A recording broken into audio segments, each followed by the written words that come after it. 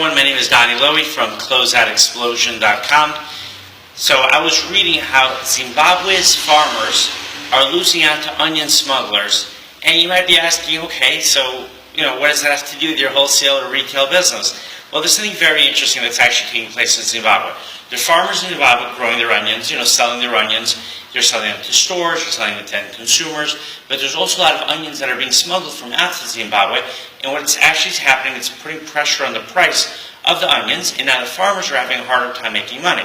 Now, that's not good news, because if it drives our farmers out of business, there might not be enough onions being brought into Zimbabwe from outside to support the people, or I should say the need for onions, right, to meet the demand for onions.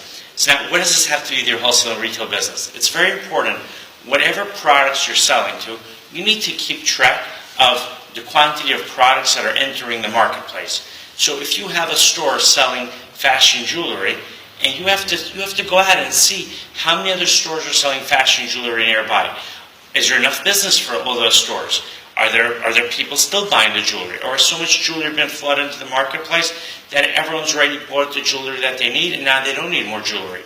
So when you have your business, and your business is doing well, and I hope your business always does well, but you have to start monitoring if the business starts to slow down. And if it slows down, then you need to ask yourself why. And one of the reasons could be is because there's so much merchandise that's being flooded into the marketplace.